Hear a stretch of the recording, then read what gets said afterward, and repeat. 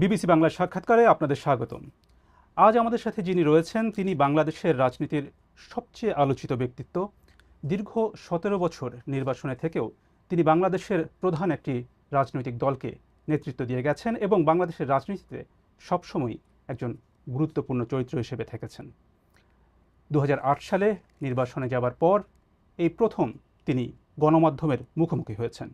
আমাদের সাথে রয়েছেন বিএনপির ভারপ্রাপ্ত চেয়ারম্যান তারেক রহমান। বিবিসি বাংলার সাক্ষাৎকারে আপনাদের সাথে রয়েছি আমি মীর সাব্বির, আমার সাথে রয়েছেন সহকর্মী কাদির কল্লোল। তারেক রহমান, আপনাকে অনেক ধন্যবাদ বিবিসি বাংলার সাথে যোগ দেবার জন্য।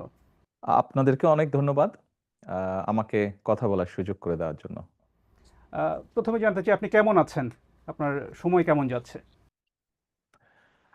আলহামদুলিল্লাহ, আমি শারীরিকভাবে ভালো আছি।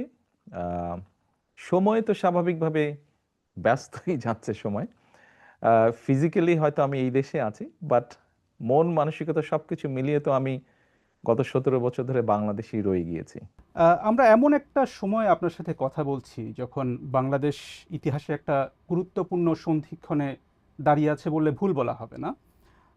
২০২৪ সালে একটা ঐতিহাসিক গণ অভ্যুত্থানের মধ্য দিয়ে আওয়ামী লীগ সরকারের দেড় দশকের শাসনের অবসান হয়েছে। আর কয়েক মাসের মধ্যেই বাংলাদেশ একটি নির্বাচনের দিকে এগিয়ে যাচ্ছে। এর মধ্যে আপনি আপনার অনেক দলীয় অনুষ্ঠানে আপনি যোগ দিয়েছেন, কথা বলেছেন, নিয়মিতই কথা বলে যাচ্ছেন, কিন্তু গণমাধ্যমের সাথে আপনি এই দীর্ঘ সময় কথা বলেননি। এতদিন ধরে আপনি কথা বলেননি কেন? আহ, ব্যাপারটা বোধহয় এরকম না, ব্যাপারটা বোধহয় একটু ভিন্ন। আসলে আমি কথা ঠিকই বলেছি। আমি দীর্ঘ 17 বছর এখানে আছি এই দেশে প্রবাস জীবনে। তবে আমার উপরে যখন দলের দায়িত্ব এসে পড়েছে, তারপর থেকে আমি গ্রামে গঞ্জে আমার নেতাকর্মী সহ তাদের সাথে বিভিন্ন পর্যায়ে সাধারণ মানুষ যখন যেভাবে অংশগ্রহণ করেছে, আমি সকলের সাথে কথা বলেছি। আপনারা নিশ্চয়ই জানেন, বিগত স্বৈরাচার সরকারের সময় কোর্ট থেকে রীতিমতন একটা আদেশ দিয়ে আমার কথা বলার অধিকারকে বন্ধ করে দেওয়া হয়েছিল। আমি যদি গণমাধ্যমে কিছু বলতে চাইতাম, হয়তো গণমাধ্যমের ইচ্ছা ছিল ছাপানোর, গণমাধ্যম সেটি ছাপাতে পারতো না।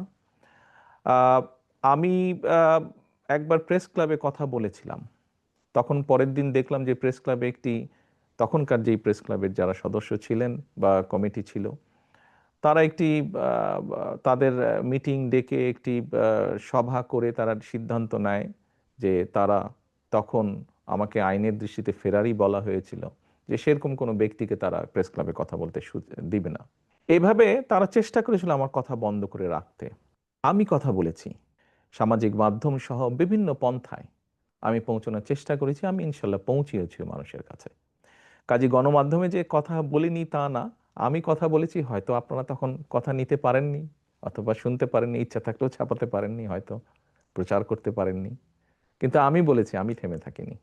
আমি অবশ্য সাক্ষাৎকারের কথা বলছিলাম, যে প্রশ্নোত্তরের বিষয়টি, মানে বিশেষ করে গত এক বছরে বাংলাদেশে গণ অভ্যুত্থানের এক বছর পেরিয়ে গেছে যেমনটা বলছিলাম, এবং অনেকের ধারণা ছিল আওয়ামী লীগ সরকারের পতনের পর আপনি দেশে এসে সশরীরে দলের নেতৃত্ব দেবেন।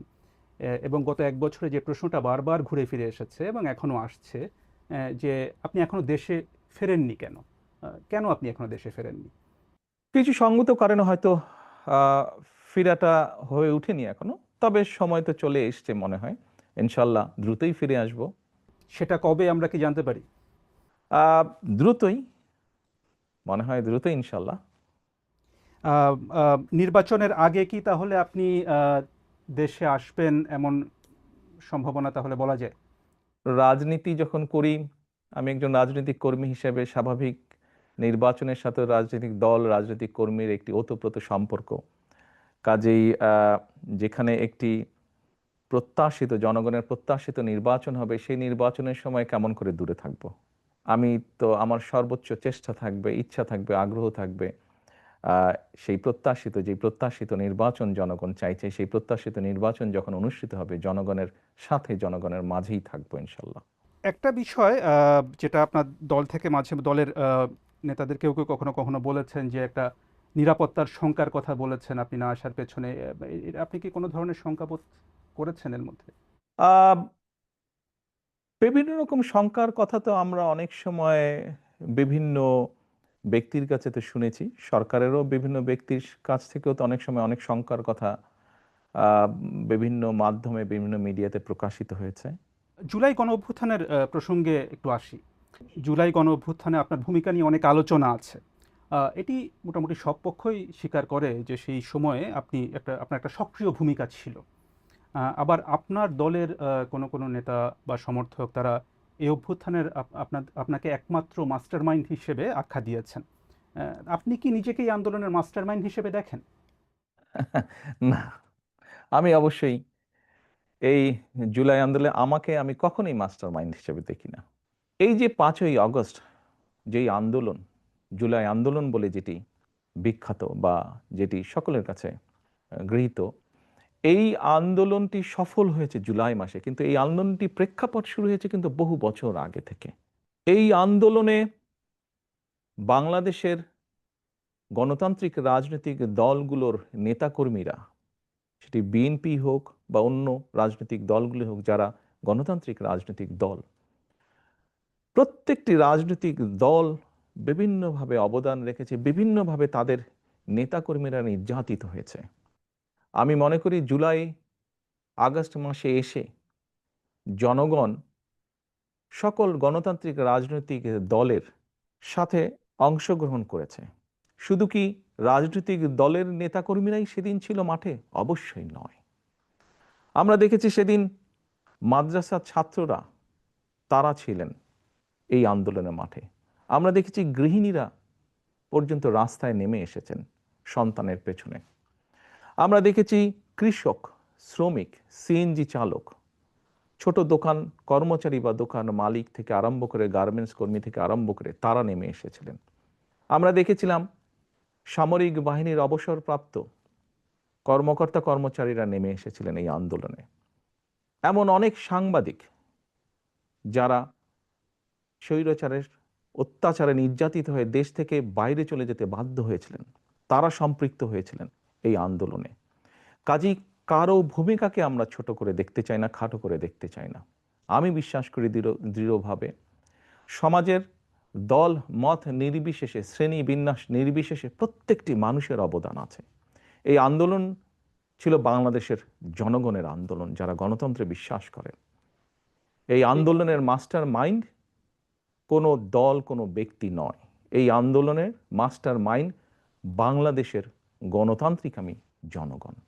এ বিষয়ে যদি আপনার থেকে জানতে চাই যে হচ্ছে যে যখন আন্দোলনটা চলছিল, তখন যে আন্দোলনে যে ছাত্র নেতৃত্ব ছিল, তাদের সাথে আপনার কতটা যোগাযোগ ছিল? আপনার দলের সাথে তো নিশ্চয়ই যোগাযোগ ছিল, দলের নেতাকর্মীদের সাথে। অন্যদের সাথে আপনার কতটা যোগাযোগ ছিল? স্বাভাবিকভাবে আমি যেহেতু বাইরে থেকে কাজ করছি, আমাকে আহ, যোগাযোগটা অনলাইনের মাধ্যমে রাখতে হয়েছে। এবং সেই দিনগুলোতে আপনাদের নিশ্চয়ই মনে আছে যে টেলিফোন সিস্টেম বা অনলাইন সিস্টেমের কি অবস্থা করেছিল স্বৈরাচার। আপনি যোগাযোগের যেটি কথা বলেছেন, এই যোগাযোগটি প্রত্যক্ষ পরোক্ষ বিভিন্নভাবে আমাদেরকে করতে হয়েছে, বিভিন্ন মাধ্যমে করতে হয়েছে। যোগাযোগটা যে খুব স্মুথ সব সময় থেকেছে তা নয়। প্রত্যেকে সহযোগিতা করেছি আমরা। এই যে ছাত্র জনতার যে অভ্যুত্থান, সেটির পরে এটার কৃতিত্ব কার, সেটা নিয়ে বিভিন্ন পক্ষ দাবি করেছে। তাতে কি আপনার মনে হয় যে এর ফলে বিভিন্ন পক্ষের যে সংকীর্ণ স্বার্থ পূরণের চেষ্টা, সেটাই একটু বেশি প্রকট হয়েছে, এবং এখানে বিএনপির আসলে কোনো দায় আছে কিনা? দেখুন, ব্যাপারটা আমরা যদি একটু অন্যভাবে দেখি, বাংলাদেশের ইতিহাসে এখন পর্যন্ত এটি একটি অবিস্মরণীয় ঘটনা। এই আন্দোলন, মানুষের এই আত্মত্যাগ, সাধারণত কোনো রাজনৈতিক আন্দোলনে, স্বৈরাচারের বিরুদ্ধে আন্দোলনে শিশু হত্যা হয় না, শিশু শহীদ হয় না, শিশু মৃত্যুবরণ করে না। বাট আমরা দেখেছি এই আন্দোলনে, স্বৈরাচারের এই আন্দোলনে যতটুকু আমার মনে আছে, প্রায় 63 জন শিশু শহীদ হয়েছে, মারা গিয়েছে। আমি আগেই বলেছি, আপনার আগের প্রশ্নের উত্তরে বলেছি যে এই আন্দোলনের ক্রেডিট দল মত নির্বিশেষে বাংলাদেশের জনগণের, কোনো একটি রাজনৈতিক দলের নয়। অনেকে হয়তো অনেক কিছু বলে থাকতে পারেন, ডিমান্ড করতে পারেন, সেটি তাদের অবস্থান। আমি বা আমার দলের অবস্থান হচ্ছে আন্দোলন হয়ে গিয়েছে, আন্দোলনের জনগণ সফলতা লাভ করেছেন। আন্দোলনে স্বাভাবিকভাবেই দুটো পক্ষ আছে। একটি পক্ষ হচ্ছে মানুষ শহীদ হয়েছে, 2000 মতন মানুষকে হত্যা করা হয়েছে আন্দোলনে। আবার আরেকটি পক্ষ হচ্ছে প্রায় 30,000-এর মতন মানুষ বিভিন্নভাবে ক্ষতিগ্রস্ত হয়েছেন, পঙ্গুত্ব বরণ করেছেন, অন্ধ হয়ে গিয়েছেন। আমার মনে হয় আমাদের উচিত হবে এখন, আমাদের সকলের উচিত হবে রাষ্ট্রসহ, সরকারসহ, রাজনৈতিক দলগুলোর যার যতটুকু সম্ভব সেই পরিবারগুলোর পাশে গিয়ে দাঁড়ানো, যতটুকু সহযোগিতা তাদেরকে করা যায়, যতটুকু সম্ভব তাদের পাশে দাঁড়ানো, তাদের তাদের তাদের এই আত্মত্যাগের প্রতি সম্মান জানানো। আগামী কয়েক মাস পরে নির্বাচনের কথা রয়েছে। নির্বাচনে বিএনপির প্রস্তুতি এবং কৌশল নিয়ে আমরা কথা বলবো। তো এই বিষয়ে আপনাকে প্রথম প্রশ্নটি করছেন আমার সহকর্মী কাদির কল্লোল। নির্বাচন প্রসঙ্গে যদি আসি, অন্তর্বর্তী সরকারের শুরু থেকেই দেখা গেছে যে বিএনপির পক্ষ থেকে দ্রুত নির্বাচন দাবি করা হয়েছে। সরকার গড়িমসি করছে, এ ধরনের অভিযোগও বিএনপির নেতারা করে আসছেন। তো এখন দেখা যাচ্ছে যে অন্তর্বর্তী সরকারের প্রধান উপদেষ্টা অধ্যাপক মোহাম্মদ ইউনূস এবং নির্বাচন কমিশন তারা ফেব্রুয়ারিতে একটা নির্বাচনের সময় দিয়েছেন। তো ফেব্রুয়ারিতেই নির্বাচন হবে, আপনাদের আস্থা কতটা আসলে তাতে? বিএনপি প্রথম থেকেই বলে আসছিল যে যত দ্রুত নির্বাচনটি হবে তত দ্রুত দেশের মধ্যে একটি স্থিতিশীলতা আসবে। দেখুন, বাংলাদেশের মানুষ গত 17 বছর যাবৎ তাদের রাজনৈতিক অধিকার যেমন তাদের কাছ থেকে কেড়ে নেওয়া হয়েছিল, তাদেরকে তাদের অর্থনৈতিক সমৃদ্ধি থেকেও বঞ্চিত করা হয়েছিল, যার ফলশ্রুতিতে আমরা সমাজে অনেকগুলো পর্যায়ক্রমিকভাবে স্পিল ওভার ইফেক্ট বলতে যা বোঝায় অনেকগুলো খারাপ লক্ষণ দেখেছি। বেকার সমস্যা বেড়েছে, দারিদ্রতা বেড়েছে, শিক্ষা ব্যবস্থা ধীরে ধীরে ধ্বংস হয়ে গিয়েছে, চিকিৎসা ব্যবস্থা ধীরে ধীরে ধ্বংস হয়ে গিয়েছে, কৃষি ব্যবস্থা ধীরে ধীরে ধ্বংস হয়েছে। আমরা সেজন্যই বলেছিলাম যে যত দ্রুত নির্বাচন হবে, যত দ্রুত দেশের মালিক যারা অর্থাৎ জনগণ, তাদের কাছে যখন সেই অধিকার ফিরিয়ে দেওয়া হবে, তারা যখন সিদ্ধান্ত নেবে, অর্থাৎ দেশের মালিক যখন সিদ্ধান্ত নেবে দেশ কারা কিভাবে পরিচালিত করবে, তত দ্রুত দেশে স্থিতিশীলতা ফিরে আসবে। কারণ প্রকৃতভাবে নির্বাচিত একটি সরকার অবশ্যই জনগণের যেই চাওয়া, অর্থাৎ জনগণ যেভাবে চায় সেই বিষয়গুলোকে তারা অ্যাড্রেস করবে। ইয়েস, একটি নির্বাচন হলেই যে সব রাতারাতি সব ঠিক হয়ে যাবে তা না। সমস্যাগুলোকে যখন আপনি অ্যাড্রেস করবেন, খুব স্বাভাবিকভাবেই ধীরে ধীরে সমস্যা কমতে শুরু করবে। আমরা আনন্দিত যে দেরিতে হলেও সরকার জিনিসটি উপলব্ধি করতে পেরেছেন। আমরা ডিসেম্বরের ভিতরে চেয়েছিলাম, ওনারা ফেব্রুয়ারির ভিতরে এখন নির্বাচনটি করতে চাইছেন। আমরা আস্থা রাখতে চাই যে সরকার সে ব্যাপারে সব রকম উদ্যোগ পর্যায়ক্রমিকভাবে গ্রহণ করবেন। এখন যেহেতু আপনারা বলছেন যে আপনারা আস্থা রাখতে চান, সেখানে নির্বাচন নিয়ে আপনার পরিকল্পনাটা কি? মানে এককভাবে বিএনপি নির্বাচন করবে, মানে দলগতভাবে, নাকি জোটবদ্ধভাবে আসন ভাগাভাগির মাধ্যমে নির্বাচন করবে? খুব ট্রিকি কোয়েশ্চেন একটু। দেখুন, আহ, আমরা প্রায় 64টি রাজনৈতিক দল বিগত স্বৈরাচারের সময় যার যার অবস্থান থেকে রাজপথে আন্দোলন গড়ে তোলার চেষ্টা করেছে।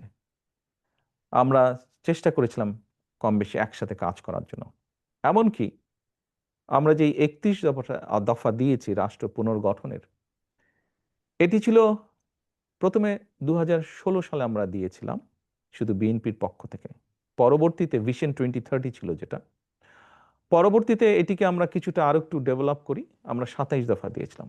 পরবর্তীতে আমরা আমাদের সাথে যেই রাজনৈতিক দলগুলো আছে তাদের সাথে পরামর্শ করে সকলের মতামত নিয়ে আমরা 31 দফা দিয়েছি। কারণটি হচ্ছে যে দলগুলোকে আমরা পেয়েছি আমাদের সাথে রাজপথের আন্দোলনে, আমরা চাই সকলকে সাথে নিয়ে রাষ্ট্র পুনর্গঠন করতে, সকলের মতামতকে সাথে নিয়ে আমরা রাষ্ট্র পুনর্গঠন করতে চাই। সেখানে তাহলে মানে যারা আন্দোলন করেছে তারাই, নাকি মানে মিত্র কারা হবে আসলে, কারা সাথে থাকবে আপনাদের নির্বাচনকে সামনে রেখে? ওই যে বললাম, কম বেশি সকলকে নিয়ে আমরা রাষ্ট্র গঠন করতে চাই। কিন্তু দেখা গেছে যে জামায়াতে ইসলামী তারা কিছু দলকে নিয়ে বিএনপি বিরোধী একটি জোট করার ইঙ্গিত দিচ্ছে। সেটিকে মানে মানে আপনারা কি উদ্বেগ হিসেবে দেখেন? মানে আপনারা কিভাবে দেখেন সেটা? দেখুন, কোনো দল বা সমষ্টিগতভাবে কোনো দল যদি বাংলাদেশের যে আইন আছে, বৈধ আইন আছে বাংলাদেশের, যেহেতু সংবিধান এখনো যেটি আছে, এই সব কিছুর ভেতরে থেকে, অর্থাৎ মানুষের সমর্থন গ্রহণযোগ্যতা সবকিছুর ভেতরে থেকে যারা রাজনীতি করবে তারা করতেই পারে। এটাতে তো কোনো সমস্যা বা উদ্বেগের কোনো কারণ আমি দেখি না। সেখানে যদি তারা একটি আলাদা জোট করে, সেটি কি আপনাদের জন্য কোনো চ্যালেঞ্জ তৈরি করবে? না, কেন? ইলেকশন হলে তো ইলেকশনে প্রতিযোগিতা থাকতেই পারে, প্রতিদ্বন্দ্বিতা থাকতেই পারে। এতে উদ্বেগের কি আছে? বিএনপি তো আগেও নির্বাচন করেছে, বিভিন্ন সময় বিএনপি নির্বাচন করেছে, কম্পিটিশন করেই বিএনপি নির্বাচন করেছে, প্রতিযোগিতা করেছে। উদ্বেগের কিছু নাই তো। মনোনয়নের প্রশ্নে যদি আসি, সেখানে আপনাদের কৌশলটা কি হবে? এর আগে বিভিন্ন সময় নির্বাচনগুলোতে মানে পেশি শক্তির প্রভাব, টাকার প্রভাব, পারিবারিক বিষয় বিবেচনা, এই বিষয়গুলো বিভিন্ন সময় অভিযোগ আছে। এবার ভিন্ন কি হবে আসলে? আমরা কখনোই, আপনি যেই বিষয়গুলো বললেন, আমরা কখনোই এইসব বিবেচনায় নিয়ে কখনোই আমার দল নমিনেশন ব্যাপারে সিদ্ধান্ত নেয়নি। আমাদের নমিনেশনের ব্যাপারে সিদ্ধান্ত সবসময় কম বেশি যা ছিল বা ভবিষ্যতে আমরা যেটিকে মূল্যায়ন করব, সেটি হচ্ছে অবশ্যই কোন একটি পার্টিকুলার এলাকা থেকে আমরা আমাদের দলের এমন একজন ব্যক্তিকেই নমিনেশন দিতে চাইব যে ওই এলাকার সমস্যা সম্পর্কে সচেতন আছে, যার সাথে ওই এলাকার মানুষের সম্পৃক্ততা আছে, উঠা বসা আছে, যে ওই এলাকার মানুষের সমস্যার সমাধান করতে সক্ষম, যে ওই এলাকার বিভিন্ন শ্রেণীর মানুষ, তরুণ, নারী, মুরব্বী সহ ছাত্র ছাত্রী, সবার সাথে যার একটা কমিউনিকেশন আছে, এই ধরনের মানুষকেই আমরা প্রায়োরিটি দিব। খুবই স্বাভাবিক। অর্থাৎ যার প্রতি জনসমর্থন আছে, যে জনসমর্থনকে তার সাথে রাখতে পারে, জনগণের যার প্রতি সমর্থন আছে, সেরকম মানুষকে দেখেই আমরা নমিনেশন দেব। সেখানে তৃণমূলের মতামত কতটা প্রাধান্য পাবে? অভিযোগ যে তৃণমূলের মতামত প্রাধান্য কম পায়। না, ব্যাপারটা এরকম না। দেখুন, গণতন্ত্রে স্বাভাবিক যেখানেই গণতন্ত্র আছে, সেখানে মতামত থাকতেই পারে, বিভিন্ন রকম মতামত, অভিযোগ।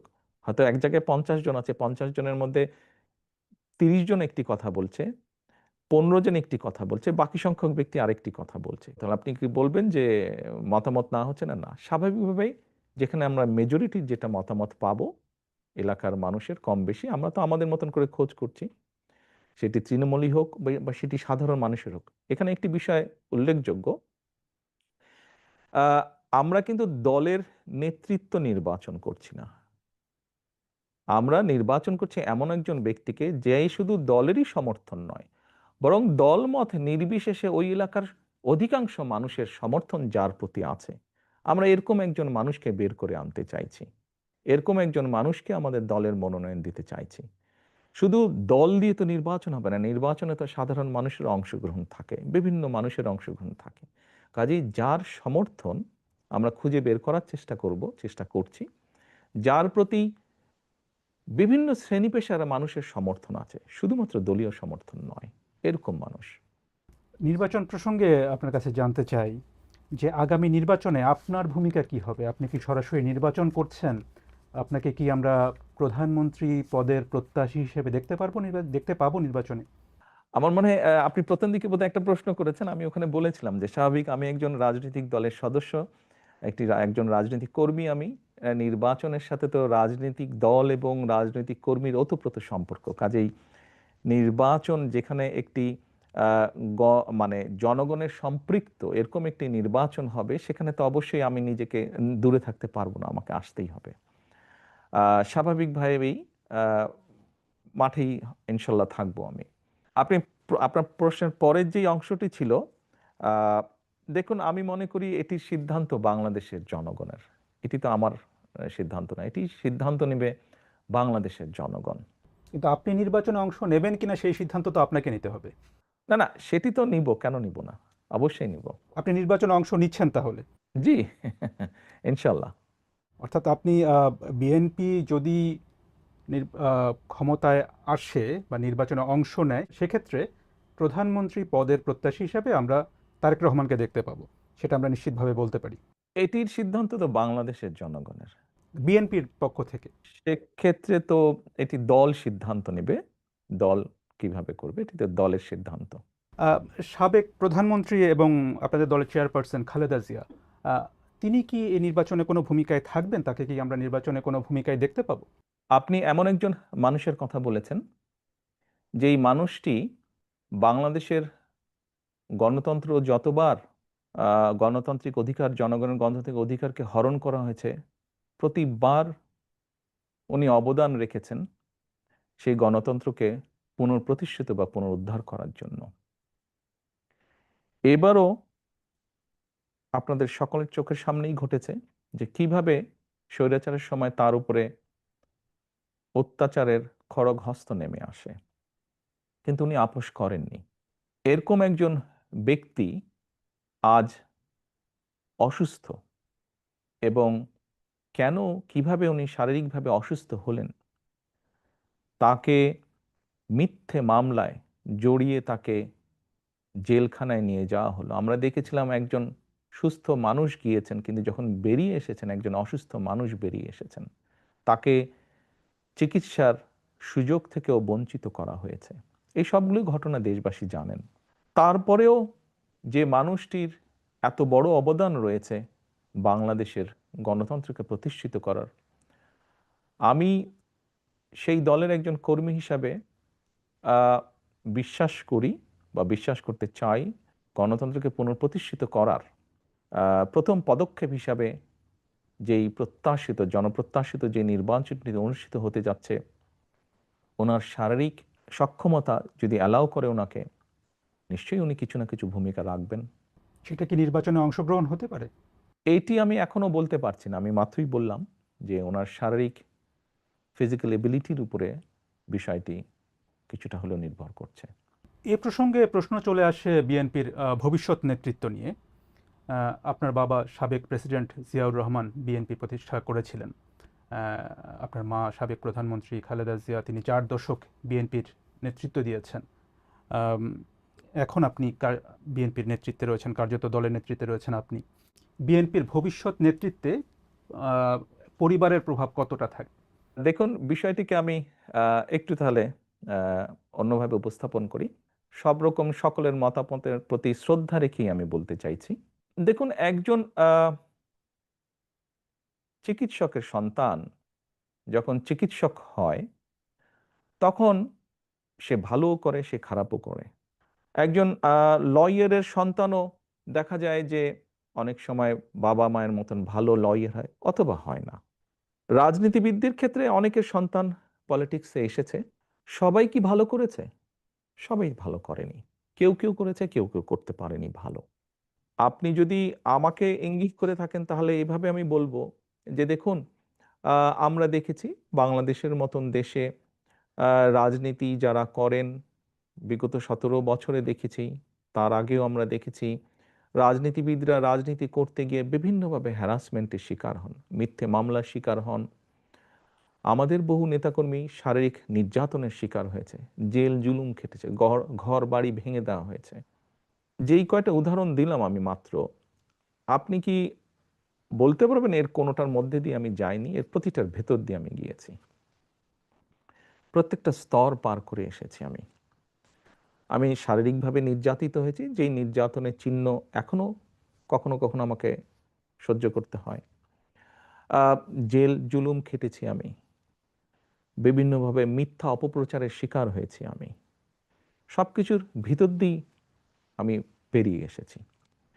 কাজেই এই জন্য এই কথাগুলো আমি বললাম যে রাজনীতি পরিবারীকরণ হয় না, এটি সমর্থনের ভিত্তিতে হয়। কাজেই যার যে অর্গানাইজ করে জনগণকে ঐক্যবদ্ধ করে, দলকে ঐক্যবদ্ধ করে সামনে এগিয়ে যেতে পারবে, সে এগিয়ে যেতে পারবে। কেউ যদি এগিয়ে যেতে না পারে, তাহলে সে এগিয়ে যেতে পারবে না। সময় পরিস্থিতি সবকিছু প্রমাণ করে দিবে, বলবে। আপনার স্ত্রী বা কন্যা বা আপনার পরিবারে যারা আছেন তারা রাজনীতিতে আসবেন কিনা এটা নিয়ে কিন্তু ব্যাপক আলোচনা আছে, আলোচনা হয় কিন্তু রাজনীতিতে। তো এ ধরনের কি কোনো সম্ভাবনা আছে বা তারা আগ্রহী কিনা রাজনীতিতে আসার ব্যাপারে? আমি ওই যে বললাম, সময় পরিস্থিতি বলে দিবে ওটা। একটু আবার আপনাদের নির্বাচন সরকারের দিকে যাই। বিএনপি সর্বশেষ সরকারে ছিল 2001 থেকে 2006 সালের মধ্যে। এর প্রায় 19 বছর পরে বিএনপির সামনে আবার একটা সরকার গঠনের সুযোগ তৈরি হয়েছে। এবং সেই তখনকার যে বিএনপি আর এখনকার যে বিএনপি, এই দুটোর মধ্যে পার্থক্যটা আপনি কোথায় কি বলবেন যে পার্থক্য কি? এই 19 বছরে আমরা বাংলাদেশ বলি বা পুরো বিশ্ব বলি, অনেক কিছু পরিবর্তিত হয়েছে। সমাজ ব্যবস্থা পরিবর্তিত হয়েছে, অর্থনৈতিক ব্যবস্থা পরিবর্তিত হয়েছে। দুটো বড় বড় জিনিসের বোধহয় পরিবর্তন হয়েছে। একটি হচ্ছে কোভিডের ভিতর দিয়ে পুরো বিশ্ব গিয়েছে।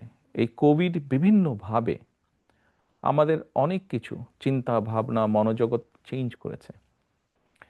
ঠিক একইভাবে যদি আরেকটি বিষয় আমরা দেখি, এই যে আপনার সাথে আমি কথা বলছি অনলাইনে, এই যে আইটি বা সোশ্যাল মিডিয়া, এই পুরা বিষয়টা কিন্তু মানুষের মনোজগৎকে ভিন্নভাবে ভিন্ন রকম করেছে।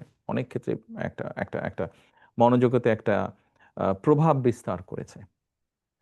খুব স্বাভাবিকভাবে আপনি যেই সময়ের কথা বলেছেন সেই সময় এই বিষয়গুলো হয়তো সেভাবে ছিল না। তো স্বাভাবিকভাবেই এই সব কিছু বিবেচনা করে সামনের দিনগুলোতে আমাদেরকে এই বিষয়গুলোকে গুরুত্ব রেখে বিভিন্ন বিষয়ে চিন্তা ভাবনা করতে হচ্ছে। আমরা সেভাবে চিন্তা ভাবনা করে আমাদের প্ল্যান প্রোগ্রাম বিষয়গুলোকে আমরা সাজাচ্ছি। সেই সময় থেকে 19 বছর আগে আমাদের যেসব প্ল্যান প্রোগ্রাম ছিল তার থেকে কিছুটা পরিবর্তন হবে, কিন্তু ওই যে বেসিক যে জিনিসটা, সেটা হচ্ছে মানুষের বেটারমেন্ট, মানুষের ভালো ভালো কিছু করার জন্য, মানুষ যাতে আজকে যেমন আছে আগামীকাল যাতে একটু বেটার থাকতে পারে। কিভাবে সেটা করা যেতে পারে, কে কোন শ্রেণী কিভাবে একটু বেটার থাকতে পারে, সেটাই থাকবে আমাদের সবচেয়ে প্রায়োরিটি ইস্যু। বিগত যখন বিএনপি সরকারে ছিল তখন অনেক বিষয় নিয়ে আলোচনা সমালোচনা ছিল, তার মধ্যে একটা বড় বিষয় ছিল দুর্নীতির অভিযোগ। সরকারে যারা ছিলেন তাদের অনেকের বিরুদ্ধে বা সেই সময় যেভাবে দুর্নীতি হচ্ছিল বিভিন্ন জায়গায়, আপনার নিশ্চয়ই মনে আছে যে দুর্নীতির সূচকে বাংলাদেশের অবস্থান নিয়ে তখন অনেক সমালোচনা হয়েছিল। এ ধরনের পরিস্থিতি যে আর হবে না, এই বিষয়ে আপনি ভোটারদেরকে কিভাবে আশ্বস্ত করবেন? দেখুন, আপনি যে কথাটি বললেন দুর্নীতিতে চ্যাম্পিয়ন, 96 সাল থেকে 2001 পর্যন্ত আওয়ামী লীগ সরকার ছিল সেই সময়। আমরা 2001-এর 1 অক্টোবরে সরকার গঠন করি। সরি, 10ই অক্টোবরে, 1 অক্টোবর নির্বাচন হয়েছিল। খুব সম্ভবত 10ই অক্টোবরে সরকার গঠন করি।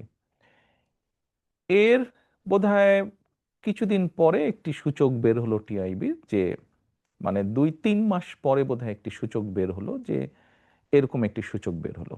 নিশ্চয়ই মাত্র নির্বাচিত একটি সরকারের পক্ষে তো ভালো মন্দ কোনো কিছুই 3 মাসে করা সম্ভব নয়। খুব স্বাভাবিকভাবেই যেই সূচকটি হয়েছিল সেটি তার আগে, আমাদের আগে যে সরকারটি ছিল তারা যে 5 বছর যা করেছে তার উপর ভিত্তি করেই সেই সূচকটি তারা তৈরি করেছে। আপনি যদি 1 থেকে 2006 অর্থাৎ বিএনপি সরকার গঠন করার পরে বিএনপি তত্ত্বাবধায়ক সরকারের কাছে যখন হ্যান্ডওভার করে দিল, আপনি যদি সেই সংস্থা টিআইবি নামক সেই সংস্থাটার রিপোর্টই যদি আপনি দেখেন, তাহলে দেখবেন পর্যায়ক্রমিকভাবে, কিন্তু এটি আমার কথা না, এটি তাদের পরিসংখ্যানের কথা, পর্যায়ক্রমিকভাবে কিন্তু নেমে এসেছে। হ্যাঁ, আমি অ্যাডমিট করছি পুরাপুরি হয়তো আমরা করতে পারিনি, বাস্তবতা তো বুঝতে হবে। এটি একটি সামাজিক ব্যাধিতে পরিণত হয়েছে। কাজেই এইটি মানুষকে বুঝিয়ে বুঝিয়ে বুঝিয়ে বুঝিয়ে আস্তে আস্তে করতে হবে, জিনিসটি সময় লাগবে। আমি এখন যত কথাই বলি না কেন, বাস্তবতা হচ্ছে এই বিষয়টি যেহেতু সময় লাগবে, আমাদেরকে কাজ দিয়ে প্রমাণ করতে হবে। সেজন্যই আমি ভোটারদেরকে এতটুকু বলতে পারবো, আমরা যদি সুযোগ পাই, জনগণ যদি আমাদেরকে সেই সুযোগ দেন, তাহলে আমাদের সর্বোচ্চ চেষ্টা থাকবে আমরা যাতে একটি এমন অবস্থা তৈরি করতে পারি যেখানে কিছুটা হলেও আমরা বহির্বিশ্বে, বিশ্বের অন্য দেশের সামনে কিছুটা হলেও যাতে সম্মানের সাথে মাথা উঁচু করে কথা বলতে পারি। এ প্রসঙ্গে এই যে 5ই আগস্টের পরে যে বিএনপির অনেক নেতাকর্মীর বিরুদ্ধে এরই মধ্যে চাঁদাবাজি বা দখলের মতো নানা অভিযোগ এসেছে আপনি জানেন, এবং আপনাদের দল থেকে অনেকে বহিষ্কার করা হয়েছে, এটা ঠিক। আবার একই সাথে এটা ঠিক যে এই অভিযোগগুলো কিন্তু বারবার আসছে। আহ, তো এটা থামানো যাচ্ছে না কেন? আপনার প্রতি সম্মান রেখে আপনার সাথে এগ্রিও যেমন করব, আবার এখানে অন্য একটি বিষয় আমি তুলে ধরতে চাইবো। এর মধ্যে নিশ্চয়ই আপনারা বিভিন্ন সংবাদ মাধ্যমে দেখেছেন যে আমরা প্রায় 7,000-এর মতন আমাদের নেতাকর্মীর বিরুদ্ধে আমরা কিছু সাংগঠনিক ব্যবস্থা গ্রহণ করেছি। কিন্তু এই 7,000-এর সবাই কিন্তু আপনি যে অভিযোগ করলেন এই অভিযোগের সাথে জড়িত নয়। অন্য 7,000-এর মধ্যে এমন অনেক বিষয় আছে যারা অন্য সাংগঠনিক বিষয়ের সাথে জড়িত। এটি গেল একটি বিষয়। দ্বিতীয় বিষয়টি হচ্ছে, আমাদের কাছে এরকম যখন অনেক অভিযোগ এসেছে, আমরা অভিযোগগুলো তদন্ত করেছি। তদন্ত করার পরে আমরা বেশ কিছু বিষয় পেয়েছি। যেমন আমি দু একটি উদাহরণ দিয়ে আপনাকে বলি। যেমন ধরেন, দুই ভাই, কোনো একটি এলাকায় দুই ভাই আছে। দুই ভাইয়ের মধ্যে পারিবারিক সম্পত্তি, সহায় সম্পত্তি নিয়ে একটি সমস্যা আছে। আহ, এক ভাই বিগত যে স্বৈরাচার, পলাতক স্বৈরাচার, তাদের কারোর সাথে এক ভাইয়ের খুব ভালো সম্পর্ক।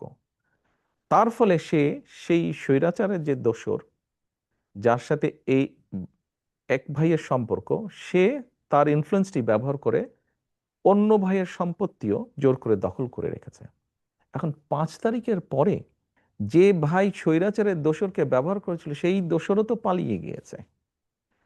তো স্বাভাবিকভাবেই সেই ভাই এখন আর শেল্টার পাচ্ছে না। তো অন্য যার সম্পত্তি জোর করে রেখে দিয়েছিল অন্য ভাইটি, সেই অন্য ভাইটি স্বাভাবিকভাবে তার হক আদায় করতে গিয়েছে বা হক বুঝে নিতে গিয়েছে। এখন অ্যাক্সিডেন্টলি বা ইনসিডেন্টলি যে ভাই এতদিন ভাবে বঞ্চিত ছিল সম্পত্তি থেকে, সেই ভাই বিএনপি করে, বিএনপির কোনো একজন কর্মী বা স্ট্রং সমর্থক বা নেতা যেটাই হোক, চাপিয়ে দিল, অভিযোগ তুলে দিল অন্যজন যে বিএনপি দখল করতে গেছে, বিএনপির নেতাকর্মী দখল করতে। এরকম ঘটনা আমরা প্রচুর পেয়েছি। আবার আরেকটি আমি উদাহরণ দেই, যা সত্য, যা বাস্তব। স্বৈরাচারের সময় আমাদের সারা বাংলাদেশে আমাদের প্রায় 50 লক্ষের বেশি নেতাকর্মীর নামে বিভিন্ন রকম গায়েবী মিথ্যে মামলা দেওয়া হয়েছিল। আমাদের বহু নেতাকর্মী তাদের ঘর বাড়িতে থাকতে পারতো না, তাদেরকে বিভিন্নভাবে পালিয়ে থাকতে হতো, বিভিন্নভাবে সরে থাকতে হতো। এই সুযোগে স্বৈরাচার তাদের ব্যবসা বাণিজ্য, দোকান পাট, ঘর বাড়ি, জমি জমা, পুকুর দখল করে নিয়েছিল। 5 তারিখে যখন স্বৈরাচার পলাতক হয়ে গিয়েছে, পালিয়ে গিয়েছে, তখন স্বৈরাচারের যারা দখল করেছে তারাও সাথে সাথে পালিয়ে গিয়েছে। স্বাভাবিকভাবেই আমাদের নেতাকর্মীরা তাদের নিজেদের যেগুলি বৈধ সম্পত্তি, পৈতৃক সম্পত্তি, সেগুলো আবার ফিরে পেতে গিয়েছে। তখন আবার কিছু সংখ্যক লোক প্রচার করেছে যে বিএনপির লোকজন দখল করতে গিয়েছে। এরকম ঘটনা প্রচুর ঘটেছে। আপনি যেই কথাটি বললেন সেরকমও কিছু ঘটেছে ঘটনা, এবং সে কারণেই আমরা আমাদের অবস্থান থেকে ব্যবস্থা গ্রহণ করেছি।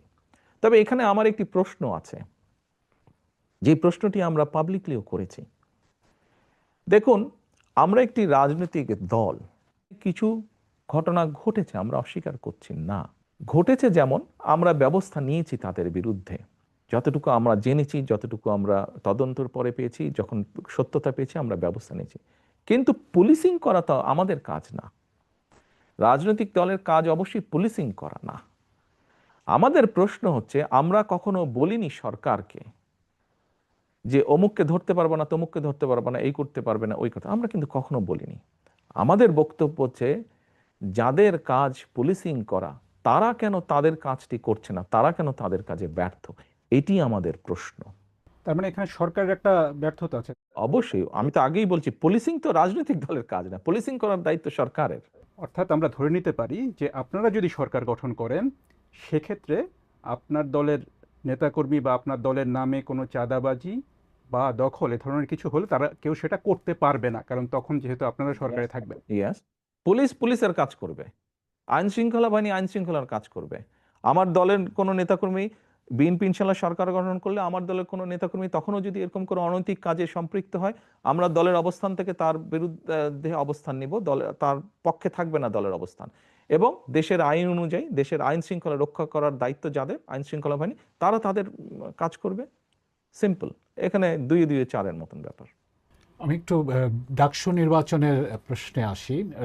সাম্প্রতিক সময়ে ডাকসু নির্বাচনের ফলাফল ব্যাপক আলোচনা চলছে রাজনীতিতে এখনো। এর ফলাফলে দেখা গেছে যে বিএনপি সমর্থক ছাত্রদল তাদের চেয়ে বেশ বড় ব্যবধানে ছাত্র শিবির সমর্থিত প্যানেল জয়ী হয়েছে। আপনি কিভাবে দেখেন এই ফলাফলটাকে আসলে? আমি মনে করি গণতান্ত্রিক যাত্রার একটি ভালো উদ্যোগ, এটি ভালো সূচনা। এটি গেলে 1 নম্বর। দ্বিতীয় বিষয়টি হচ্ছে, যারা জয়ী হয়েছেন বা এরকম আরো ভবিষ্যতে যারা জয়ী হবেন তাদের প্রতি শুভেচ্ছা, এবং যারা ভবিষ্যতে জয়ী হবেন তাদের প্রতি অগ্রিম শুভেচ্ছা রইল। তৃতীয় বিষয়টি হচ্ছে, দেখুন, একটা অগ্রযাত্রা শুরু হলো, কিন্তু আমরা চাইছিলাম না যে কোনো বিতর্কের মধ্যে এগুলা পড়ুক। আমরা আশা করব যে পরবর্তীতে যেগুলো হবে সেগুলো বিতর্কবিহীন হবে নির্বাচনগুলো। এই নির্বাচনের ফলাফল, মানে ডাকসুর নির্বাচনের ফলাফল, এটা কি জাতীয় রাজনীতিতে কোনো প্রভাব ফেলতে পারে আগামী নির্বাচনকে সামনে রেখে? আপনার কি মনে হয়? আপনি কি মনে করেন সেটা? আমি যেটা দেখলাম বিভিন্ন মিডিয়াতে, কিছু ব্যক্তি, যেমন মান্না ভাই, উনি তো বোধহয় 2বার ভিপি ছিলেন, আমার থেকে অনেক অভিজ্ঞতা সম্পন্ন রাজনীতিবিদ। আমরা যদি ওনার বক্তব্য শুনে থাকি বা ধরে থাকি, তাহলে তো আমি মনে করি না কোনো কারণ আছে। ছাত্র রাজনীতি ছাত্র রাজনীতির জায়গায়, জাতীয় রাজনীতি জাতীয় রাজনীতির জায়গায়। এখন যে সক্রিয় দলগুলো আছে তাদের মধ্যে জামায়াত ইসলামীর প্রশ্নে যদি একটু আসি, যে জামায়াত ইসলামীকে ঘিরে বিএনপির নেতাদের অনেক সমালোচনা করতে দেখা যাচ্ছে গত সাম্প্রতিক সময়ে। তো জামায়াত ইসলামী সম্পর্কে আপনার মনোভাবটা কি আসলে? বিষয়টা হচ্ছে যে, দেখুন, বাংলাদেশের স্বীকৃত যে নিয়ম কানুন, আইন কানুন আছে, এগুলোর ভিতরে থেকে যদি কেউ কেউ যদি রাজনীতি করে, অবশ্যই করতে পারে। বিএনপি সবসময় বহুদলীয় রাজনীতিতে বিশ্বাস করে। কাজেই বিষয়টি আমরা এভাবেই দেখতে চাই। রাজনীতি করার, দেশের যে নিয়ম কানুন, আইন কানুন আছে, তার ভিতরে থেকে যারা রাজনীতি করবে, অবশ্যই সবার রাজনীতি করার অধিকার আছে। এবং আমরা তো চাই সবাই রাজনীতি করুক। বহুদলীয় রাজনীতিতে আমরা বিশ্বাস করি। জামায়াতে ইসলামী তো বিএনপির সাথে এক সময় মিত্র ছিল। বাংলাদেশের স্বাধীনতা যুদ্ধে তাদের বিরোধী ভূমিকা নিয়ে কিন্তু বিএনপি নেতারা এখন অনেকেই প্রশ্ন তুলছেন, সামনে আনছেন। কিন্তু বিএনপি আবার তাদের সাথে সরকারও গঠন করেছিল একটা সময়। 2024 সালে স্বৈরাচার যেই হত্যাগুলো করেছে, দেশ স্বাধীনের পরে যখন তারা সরকার গঠন করেছিল, ক্ষমতায় ছিল, তখনও যে সকল লুটতারাজ তারা করেছে, খুন গুম তারা করেছে, বিগত 17 বছর খুন গুম তারা যা করেছে, এর জবাব যেরকম তাদেরকেই দিতে হবে তাদেরটা, ঠিক একইভাবে 71 সালে কোনো রাজনৈতিক দল যদি তাদের কোনো বিতর্কিত ভূমিকা থেকে থাকে, তাহলে তাদের জবাব তারাই দিবেন। ওটা তো আর আমি দিতে পারবো না। আমারটা আমি দিতে পারবো, অন্যেরটা তো আমি দিতে পারবো না। আপনি জুলাইয়ের সময়ের কথা বলছিলেন, সেই সময়ের হত্যাকাণ্ডের কথা বলছেন। সেই জুলাই গণঅভ্যুত্থানে ক্ষমতাচ্যুত আওয়ামী লীগ, তাদের ব্যাপারে আপনাদের বা বিএনপির অবস্থানটা কি আসলে? দেখুন, আমি 17 বছর যাবৎ প্রবাস জীবনে আছি।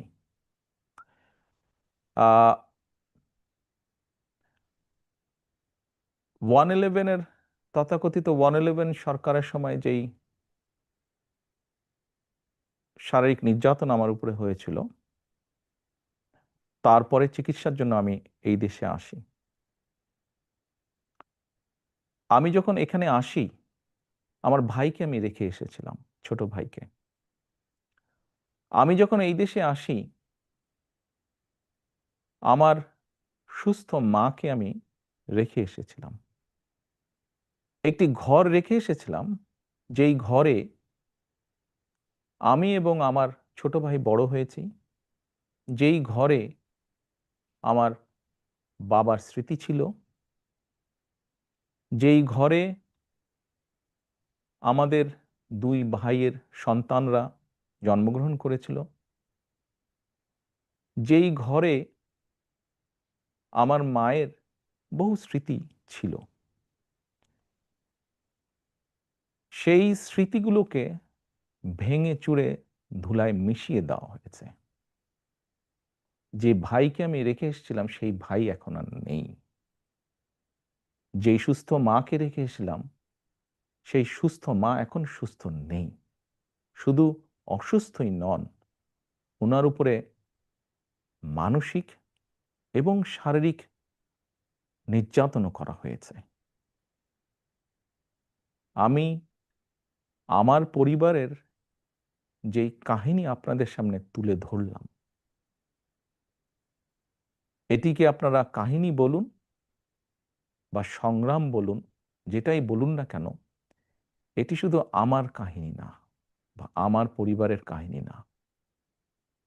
এরকম কাহিনী বাংলাদেশের শত না হাজার হাজার পরিবারের, বা যেই পরিবারের বাবা, যেই পরিবারের ভাই, যে পরিবারের স্বামী, তার ঘরবাড়ি ধ্বংস করে দেওয়া হয়েছে, হ্যান্ডকাফ পরা অবস্থায় হাসপাতালের বারান্দায় মারা গিয়েছে, তা না হলে হ্যান্ডকাফ পরা অবস্থায় জেলের ভিতরে মারা গিয়েছে, সহায় সম্পত্তি ধ্বংস করে দেওয়া হয়েছে। এই সকল অন্যায়, এই সকল হত্যা, এই সকল নির্যাতনের জন্য যারা দায়ী, যারা এসবের হুকুম দিয়েছে, তাদের প্রত্যেকের বিচার হতে হবে। এটি প্রতিশোধের কোনো বিষয় নয়, এটি ন্যায়ের কথা, এটি আইনের কথা। অন্যায় হলে তার বিচার হতে হয়। কার সম্পর্কে কি মনোভাব সেটি গুরুত্বপূর্ণ নয়। এখানে একটা বিষয় আলোচনায় এসছে যে যারা অপরাধী তাদের বিচার হবে, কিন্তু দল হিসেবে আওয়ামী লীগ তাদের রাজনীতিতে অংশগ্রহণ করতে পারা না পারার প্রশ্ন। বিএনপিরও অনেক নেতা অনেক সময় বলেছেন যে কোনো রাজনৈতিক দলকে নিষিদ্ধ করার পক্ষে তারা নন। তো এখন নির্বাচনও সামনে আসছে, ফলে আওয়ামী লীগ রাজনীতি করতে পারবে কি পারবে না সে ধরনের একটা প্রশ্ন আসে। তো সেই জায়গাটাতে বিএনপির কি অবস্থানটা হতে পারে? দল হিসাবে তারা যদি অন্যায় করে থাকে তাহলে দেশের আইন অনুযায়ী তার বিচার হবে, দেশের আইন সিদ্ধান্ত নেবে। তার মানে এটা আদালতের বিষয় বলে মনে করছেন? দল হিসেবে যদি অন্যায় হয়ে থাকে তাহলে তাই হবে। সোজা কথায় অন্যায়কারীর বিচার হতে হবে, তো সেটি ব্যক্তি হোক সেটি দলই হোক। যারা জুলুম করেছে তাদের তো বিচার হতে হবে, সেটি ব্যক্তিও হতে পারে, সেটি দলও হতে পারে। আপনি ব্যক্তিগতভাবে কি মনে করেন, আওয়ামী লীগের কি বাংলাদেশের রাজনীতিতে থাকা উচিত নাকি না? আমার মনে হয় আপনার কোনো কোনো প্রশ্নের উত্তরে আমি মনে হয় বলেছিলাম যে আমরা রাজনীতি করি জনগণের জন্য। আমরা বিভিন্ন সময় আমরা বিশ্বাস করি এবং বিভিন্ন সময় আমরা বলিও, আমরা বিএনপি আমরা যারা করি আমরা বলিও যে আমাদের রাজনৈতিক সমকল ক্ষমতার উৎস জনগণ। আমি দৃঢ়ভাবে বিশ্বাস করি এবং বিশ্বাস করতে চাই যে দলের ব্যক্তিরা বা যে দল মানুষ হত্যা করে, মানুষ গুম করে, মানুষ খুন করে, দেশের মানুষের অর্থ সম্পদ লুটপাট করে বিদেশে পাচার করে, জনগণ তাদেরকে সমর্থন করতে পারে বলে আমি মনে করি না। জনগণ যদি সমর্থন না করে কোনো রাজনৈতিক দল বা রাজনৈতিক সংগঠনকে, তাদের টিকে থাকার তো কোনো কারণ আমি দেখি না। যেহেতু জনগণের শক্তিতে আমরা বিশ্বাস করি, জনগণের সিদ্ধান্তে আমরা বিশ্বাস করি, জনগণের সিদ্ধান্তের উপরে আমরা আস্থা রাখতে চাই, এই বিষয়ের সবচেয়ে বড় বিচারক আমি মনে করি জনগণ। বিএনপির ভারপ্রাপ্ত চেয়ারম্যান তারেক রহমানের সাথে বিবিসি বাংলার সাক্ষাৎকারের এটি ছিল প্রথম পর্ব। দ্বিতীয় পর্বটি পেতে নজর রাখুন বিবিসি নিউজ বাংলার ইউটিউব চ্যানেল এবং ফেসবুক পাতায়।